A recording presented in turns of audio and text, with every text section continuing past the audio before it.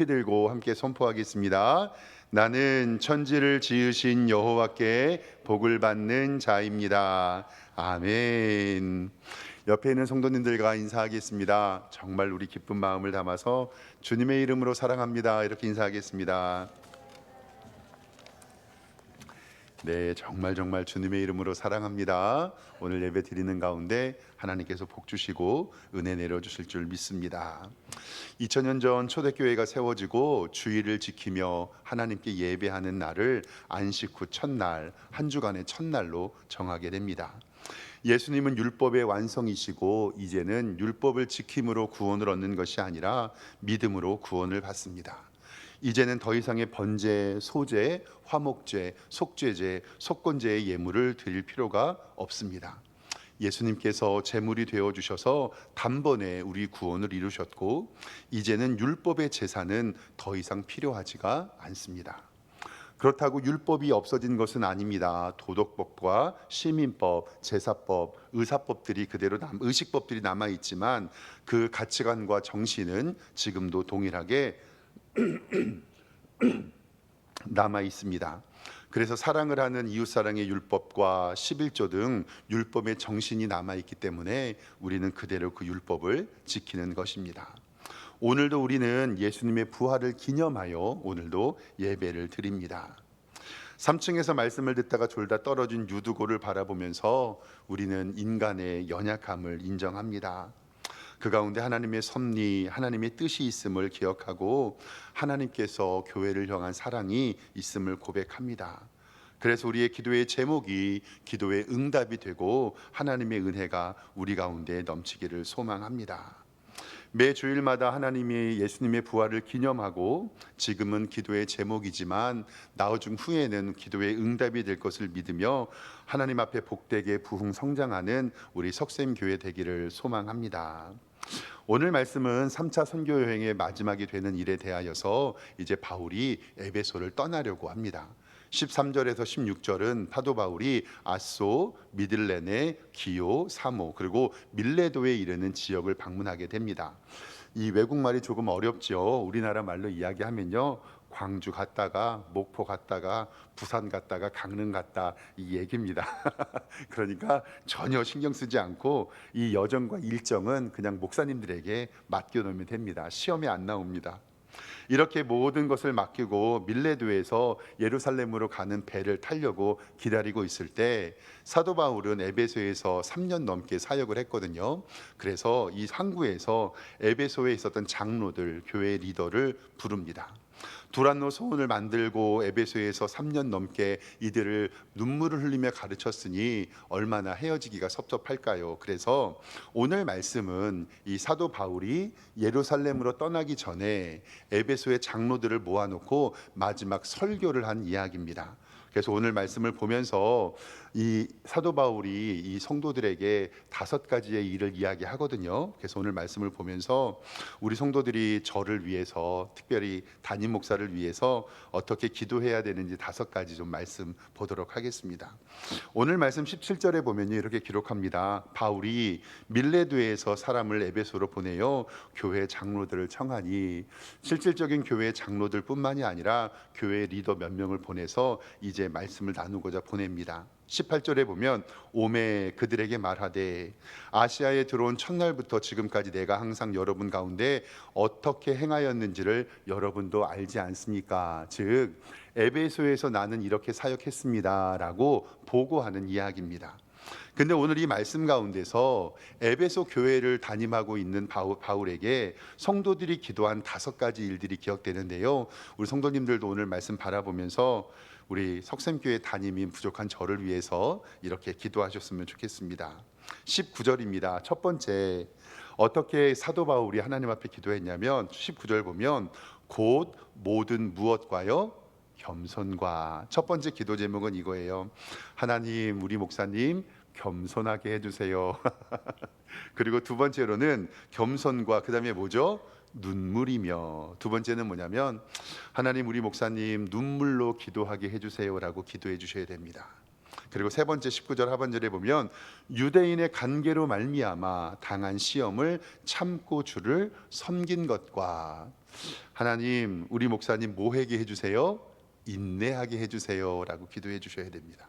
그리고 20절 말씀에 보면요, 유익한 것은 무엇이든지 공중 앞에서나 각 집에서나 꺼리낌 없이 여러분에게 전하여 가르쳤고, 네 번째는 하나님, 우리 목사님 가르치는 사역, 즉 설교 잘하게 해주세요라고 기도해 주셔야 되고요.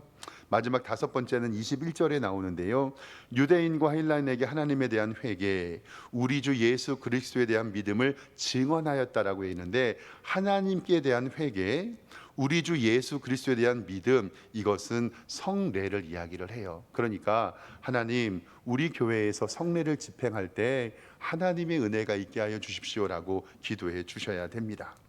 오늘 말씀 바라보면서 이제 하나하나씩 우리 어떻게 기도해야 하는지 좀 바라보도록 하겠습니다. 좋은 교회는 좋은 성도들이 모이면 저절로 좋은 교회가 됩니다. 그런데 사랑하는 성도 여러분, 좋은 목회자는 어떻게 만들어지는지 아세요? 물론 목회자가 기도하고 말씀 듣고 열심히 부지런히 배워야죠. 그런데요, 좋은 목회자는 우리 성도님들의 기도로 만들어집니다. 우리 성도님들의 기도로, 인내로, 섬김으로 한 교회의 목회자가 만들어진다는 사실을 꼭 기억하시고 목회자를 위해서 기도해 주시기를 소망합니다. 아이, 목사님, 그럼 목사님은 아무 책임도 없고 우리만 기도해야 됩니까? 절대 그건 아니죠. 만약에 오늘 설교를 듣는 대상이 목회자들이면 목사에 대한 무한 책임론을 이야기할 겁니다. 목사는 교회에 대한 무한 책임을 지고요, 목사의 존재의 이유가 바로 교회이기 때문에 그렇습니다. 오늘 말씀을 보면서 다섯 가지 우리 성도님들과 함께 기도하기를 원합니다. 첫 번째, 적으셔야 됩니다. 어떻게 기도하라고요? 첫 번째, 우리 목사님 겸손하게 해주세요. 겸손하게 해주세요. 정말 목회자에게 필요한 것은 겸손입니다. 교만하고 자기의 의를 고집하고 하나님께 영광을 구하지 아니하는 목회자는 참 힘들죠. 교회가 부흥이 되고 어느 정도 규모가 갖춰질수록 목회자에게 필요한 것은 겸손입니다. 가끔씩 저희 교회에 제 친구 목사님들이 교회를 방문해요. 저는 우리 교회에 목회자님들 많이 오셨으면 좋겠는데 교제를 나눕니다. 목사들이 모이면 뭐 할 말이 있나요? 이 교회 얘기, 저 교회 얘기, 함께 기도 제목을 나누지요. 근데 요즘 다들 교회가 힘들고 어려워진다고 이야기를 하고, 그리고 성도들의 등록이 하지 않는다고 교회가 부흥하지 않는다는 이야기를 합니다. 저희 교회에 모였으니까 제 친구들이 요즘 석샘교회는 어떠냐라고 물어봐요. 근데 정말 감사하게 제가 부임한 다음에 2022년에는 11명의 성도님이 등록해 주셨고, 작년에 23년에는 19명의 성도님들이, 그리고 저 말씀 준비할 때는 올해는 23명이 등록해 주셨는데 오늘 또 3분이 등록해 주셨어요. 그래서 올해는 26명이 등록해 주셨어요. 그래서 제가 친구들끼리 있을 때, 야, 그래도 감사하게 내가 부임한 다음에 우리 교회에 50명이 넘는 성도들 등록해서 하나님의 은혜로 잘 부흥하고 있다. 얼마나 감사해요. 그러면 친구들이 이제 저한테, 저희 친구 절대 오해하시면 안 돼요. 목사님들끼리, 그것도 20년 넘게 친했던 친구들끼리 얘기하는 거예요. 친구들끼리 있으니까 친구들이 저를 위로해 주려고, 성일이는 학교 다닐 때부터 요 말을 잘했다고. 그래서 성일이 너는 설교를 잘하니까 성도님들이 많이 등록할 거야. 이렇게 저를 막 치켜 세워 주는 거예요. 절대 오해하지 마세요. 그럴 때 제가요, 여기 목구멍까지 어떻게 말 생각이 나오냐면, 맞아, 이 얘기가 하고 싶어요. 절대 오해하시면 안 됩니다. 맞아, 이 얘기가 하고 싶은데, 사랑하는 성도 여러분, 맞습니까? 틀립니까? 틀려요. 절대로 하나님의 교회의 부흥은 하나님께 달려 있어요. 하나님의 은혜고 하나님의 축복이고 하나님의 능력인 줄 믿습니다. 그러면 제가 의지적으로 제 육신의 자아를 꺾어내리고, 친구들이 야, 우리 박 목사 설교 잘하니까 교회가 부흥되지 이렇게 얘기할 때 제가 의도적으로 이렇게 말해. 아니야, 철없는 것들아, 모든 것이 하나님의 은혜야라고 얘기를 합니다. 하나님이 하셨어. 그럼 친구들이 저에게 얘기해요. 야, 우리 박 목사, 우리 성일이 철들었네. 이게 사랑하는 성도 여러분, 우스갯소리인 것처럼 들리지만요, 저의 믿음의 고백이에요. 교회가 어떻게 부흥할 수 있습니까? 어떤 성도님들이 한 교회에 등록하고 그 교회를 섬기는 거요, 이거 보통 힘든 게 아니에요. 그런데 그 성도가 하나님의 교회를 등록하고 그 교회의 말씀을 듣고 하나님의 교회의 성도로 자라나가는 것은 절대적인 하나님의 은혜이고 하나님의 복인 줄 믿습니다. 저도 진짜 믿음의 고백입니다. 제가 한 것은 아무것도 없고 하나님의 은혜로 살아갈 수밖에 없다. 결국 우리는 하나님 앞에서 겸손할 수밖에 없는 존재라는 것을 꼭 기억하시기를 바랍니다. 사랑하는 성도 여러분, 여러분의 가정과 우리 교회와 일터, 지금까지 우리가 먹고 살 수 있었던 것 우리가 잘나서겠습니까? 모든 것이 하나님의 은혜고 겸손할 때 하나님께서 우리에게 더 큰 은혜 부어주실 줄 믿습니다. 야고보서 4장 6절 말씀에 이렇게 하나님께서 겸손을 이야기해 주십니다. 그러나 더욱 큰 은혜를 주시나니 그러므로 일렀으되 하나님이 교만한 자를 물리치시고 어떤 자에게요? 겸손한 자에게 은혜를 주신다 하였느니라. 아멘. 그러니까 하나님, 우리 목사님 뭐하게 해주세요?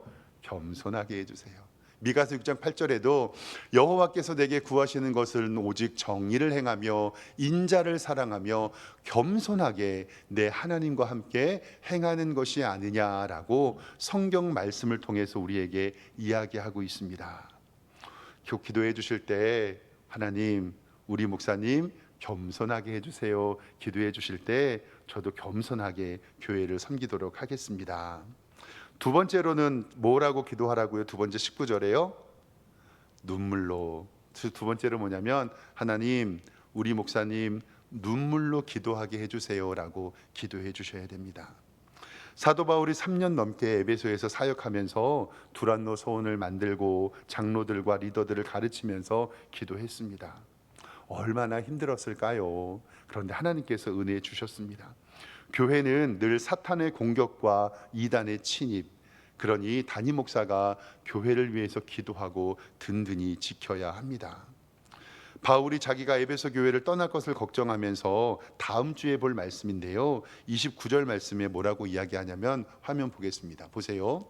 내가 떠난 후에 사나운 이리가 여러분들에게 들어와서 그 양떼를 아끼지 아니하고 또한 여러분들 중에서도 제자들을 끌어 자기를 따르게 하려고 어그러진 말을 하는 사람들이 일어날 줄 내가 아노라. 그러므로 여러분들이 일깨어 내가 3년이나 밤낮 쉬지 않고 눈물로 각 사람을 훈계하던 것을 기억하라라고 이 사도 바울의 기도가 나와 있습니다. 사랑하는 성도 여러분, 목사가 교회를 물리적으로 육체적으로 지킵니다.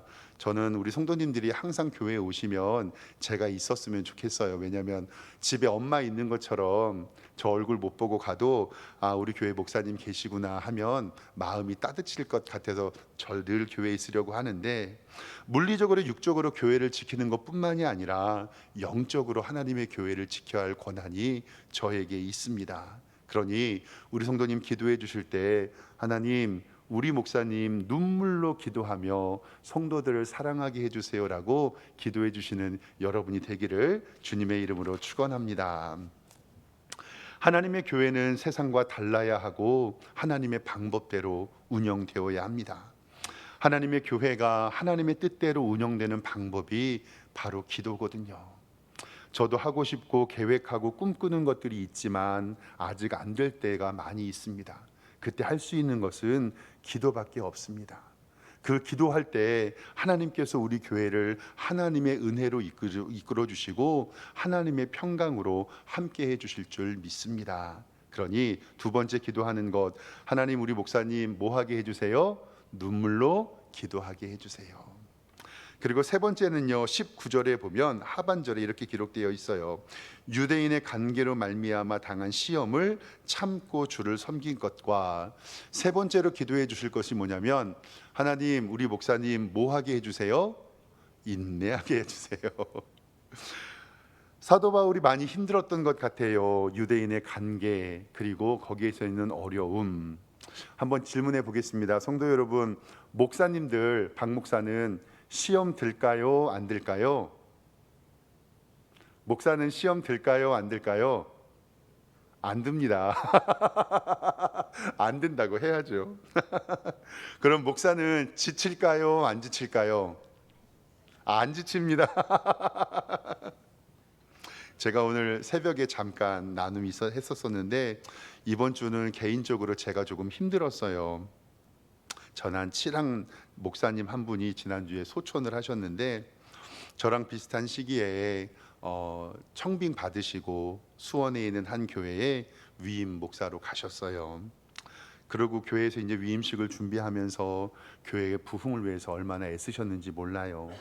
그런데 몇 주 전에 교회에서 현수막 달다가 떨어지셔가지고 허리를 크게 다치셨어요. 그래서 분당 서울대 병원에서 수술을 받으시고 그리고 한 일주일 지났고 그리고 소천하시기 전날도 저랑 통화하면서 목사님 수술 끝나고 잘 끝나고 우리 한번 맛있는 거 먹으러 가요. 그리고 첫 통화도 했는데 갑자기 척추에서 피가 쏟아서 심장으로 들어가게 되셔서 급성 심장마비로 소천하셨어요. 나이는 저보다 3살 어리니까 45이시고 유가족은 사모님하고 초등학교 5학년 딸하고 중학교 1학년 딸이 있어요. 청빙 받아서 이제 위임을 앞두고 저랑 비슷한 처지에 함께 기도하고 서로 이야기하며 새벽 예배 얘기도 하면서 함께 기도했는데 너무너무 속이 상하더라고요. 하나님의 섭리와 하나님의 주권을 인정하지만 왜 하나님께서 그 젊은 목사님을 데리고 가셨을까라는 질문이 들면서 이번 주에 저도 좀 정신없이 멍하니 있었습니다. 근데 제가 오늘 이 말씀을 성도님께 드리는 이유가 뭐냐면요, 저의 내적 고백인데요. 살짝 그 이야기를 처음 들었을 때 제가 그때 좀 육체적으로 힘들 때였었던 것 같아요. 그 천국 가신 목사님이 부러웠어요. 속으로 살짝 그 목사님 천국 가셨으니까 얼마나 좋을까. 제가 그때 조금 지쳐 있었던 것 같아요. 근데 남아있는 유가족들과 교회 생각하면 그런 마음 먹으면 안 되죠. 사랑하는 성도 여러분, 저도 인간이기에 인내하고 참고 버틸 수 있는 힘이 필요합니다. 그리고 제가 담임 목사 해보니까요, 좀 외로워요. 어르신들이 리더는 외롭다라고 이야기를 하는데 부목사 때는 동역자들도 많고 책임질 일도 없고, 근데 담임 목사가 되어 보니까요, 교회에 대한 무한 책임이 느껴지고, 그리고 진짜 그 성도님들 다 가시고 전 3층부터 지하 1층까지 한번 돌아보거든요. 근데 화장실 불 많이 켜 있어요. 그리고 집에 갔다가 교회 바라보면 불 켜 있으면 얼른 교회로 뛰어나 불 꺼요. 부목사 때 안 그랬거든요.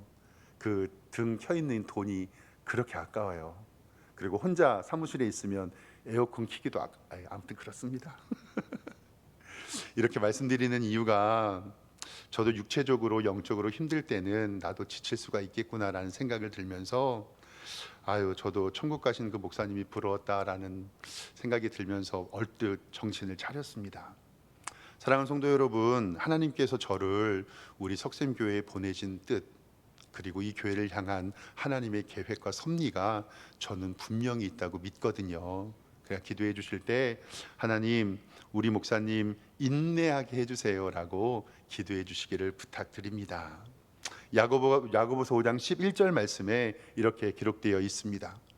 보라, 인내하는 자를 우리가 복되도다 하나니 너희가 욥의 인내를 들었고 주께서 주신 결말을 보았거니와 주는 가장 자비하시고 긍휼히 여기시는 이시니라.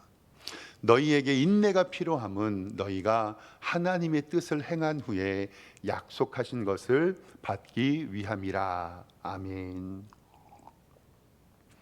그 인내를 통해서 하나님의 약속을 받고 하나님께서 우리에게 힘을 주실 수 있도록, 세 번째, 하나님 우리 목사님 뭐하게 해주세요? 인내하게 해주세요라고 꼭 기도 부탁드립니다. 네 번째 기도해 주실 것은요, 20절에 기록되어 있는데 이렇게 기록되어 있어요. 유익한 것은 무엇이든지 공중 앞에서나 각 집에서나 꺼리낌 없이 여러분에게 전하여 가르치고, 즉 하나님의 말씀을 잘 가르칠 수 있도록, 네 번째는 하나님 우리 목사님 설교 잘하게 해주시고 말씀 잘 가르칠 수 있도록 지혜와 명철 주세요. 목사의 사역에 있어서 제일 중요한 것 중에 하나가 말씀 사역입니다. 저도 많이 부족하지만 열심히 준비하려고 하는데 잘 되지 않습니다. 다만 이렇게 설교자로 설 수 있는 것은 성도님들께서 참아주시고 인내해주시고 들어주시기 때문에 제가 이렇게 설교자로 설 수 있습니다. 하나님의 은혜지요. 하나님의 말씀을 전한다는 것은 목회자의 특권이고 하나님의 복입니다. 그렇기 때문에 더욱 열심히 하려고 노력하는데 잘 안 됩니다. 부목사 때는 설교가 많이 하고 싶었었는데 한 달에 한두 번, 새벽 예배 한두 번 설교했었거든요. 담임 목사가 되니까요, 설교할 일이 정말 많더라고요. 그래서 제가 한번 세보니까 일주일에 새벽 설교가 6번 하잖아요. 저희는 1부, 2부 예배하니까 12번 하고, 수요일과 금요일, 주일 낮과 오후 예배, 이거는 조금씩 준비하는 시간이 많이 필요해요. 이렇게 4번 하고, 신방이나 장례나 성경 개요나 교육 프로그램, 구역장 성경 공부하니까 어떤 날은 한 20번 넘게 어떤 주는 설교하는 날도 있더라고요. 그리고 저는 옛날 사람이어 가지고요, 설교를 준비할 때 이 노트에다가 처음부터 끝까지 설교를 다 손으로 써요. 그래서 설교가 중간에 틀려지면 다시 찢고 또 써야 되거든요. 그래서 몇 번 컴퓨터로 해봤는데 잘 안 돼요. 이 사람의 기질이 있는 것 같아요. 그래서 설교 준비하는 것이 쉽지 않은 것 좀 느낍니다. 사용하는 예화나 사건이나 뉴스 등도 실수하지 않으려고 거듭 확인하고요. 그리고 제가 잘못 설교할까 봐 주석이나 유명한 목사님들의 설교도 점검합니다. 그래서 교회에 출근해 가지고요, 제 책상에 앉으면 하루가 금방 갑니다. 오늘도 우리 성도님들 예배 마치고 집으로 돌아가시면 결석자들 전화하고, 저는 또 책상에 앉아서 뭐 준비할까요? 내일 새벽 예배 또 준비합니다. 그리고 일주일 내내 고민합니다. 이번 주에는 무슨 설교할까? 그러니까 우리 성도님들의 기도가 없으면 저는 이 사역 감당할 수가 없습니다.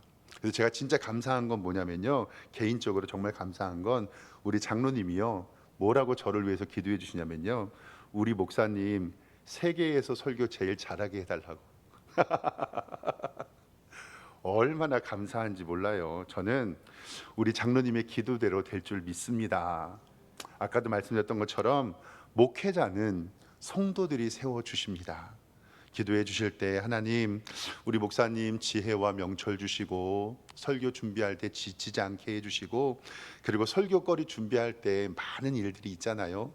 한 10개의 사건을 보면요, 한두 개도 설교거리가 잘 안 되거든요. 그래서 말씀 준비할 때 은혜가 있을 수 있도록 기도해 주시길 바랍니다.